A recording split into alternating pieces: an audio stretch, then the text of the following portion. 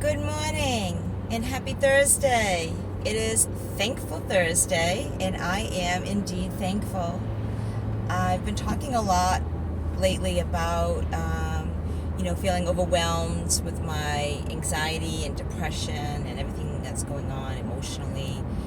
And I was reminded that when your life becomes overwhelmed, when it becomes unmanageable, and it can in sobriety, just as it can in active use,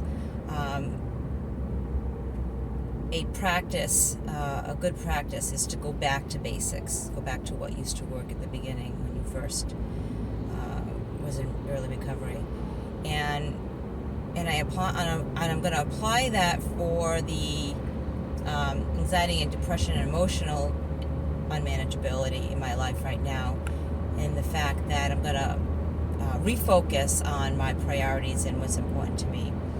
So that in my life is my work, my job. I need money to pay the bills, so I'm just going to do my best at what I do at my work and be grateful. My schoolwork, I'm grateful I have an opportunity to learn, and I'm doing well at it, so I'm grateful for that, and I'm going to keep focusing on that because I want to continue to do well. My relationships with my friends and family, so reconnecting with some friends and enhancing that relationship a little bit more. I could really use the support, and it's been my experience when you reach out for support from your friends, a lot of times they need you too, and it works both ways. So, and of course my family, making sure I'm staying connected with them. I stay connected with my kids on a regular basis, but I mean, like my dad and some of my sisters and whatnot, my niece and nephews, a few of them. So, it's important to have that. And my health. So as far as my eating, my diet, try to chillax a little bit with that. Do the best I can with eating well, eating, what's healthy, staying away from the high sugars and the carbs, the breads and stuff like that. But at the same time,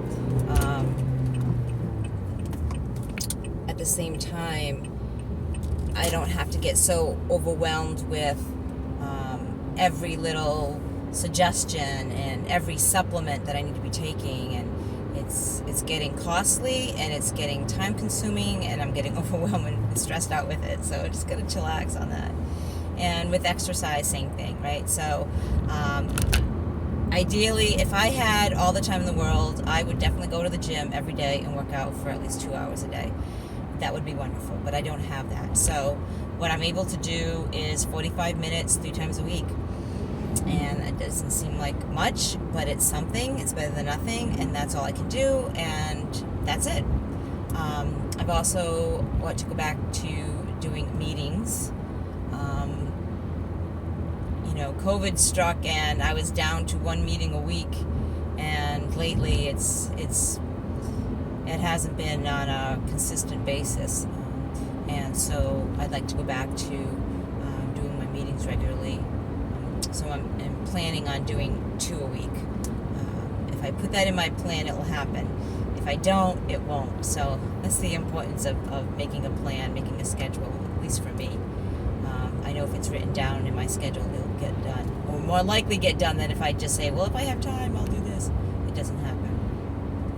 So focusing on what's important and keeping it simple right now. Everything else is going to have to go on the back burner. I'm just not emotionally capable of dealing with that stuff right now, and I am not able to put anything else on my plate. As I have goals and desires and things I want to achieve, and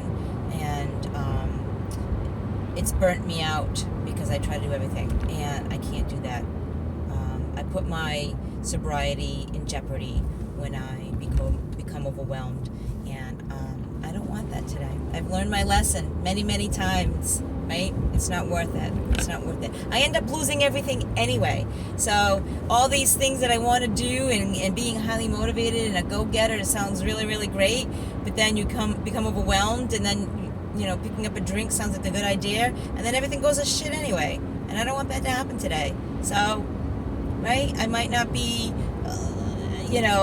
working at the capacity up to here like a nut, like I was doing for a while, but I got to calm down and bring it down a few notches, and so that I can have a more peaceful, contentful life, and remain sober, because that's the bottom line, right? For me, anyways. I hope you guys have a wonderful day. It looks like it's going to be another beautiful day here in southeastern Massachusetts. The sun is shining. Which I'm always grateful for that. Remember to let the people that you love know that you love them. Send them that text. Give them that call. That would be a thought, right? Let them actually hear your voice instead of just a text. That's more for me than anything else, but anybody else. But anyway, stay blessed, guys. Live your life enthusiastically. Until next time.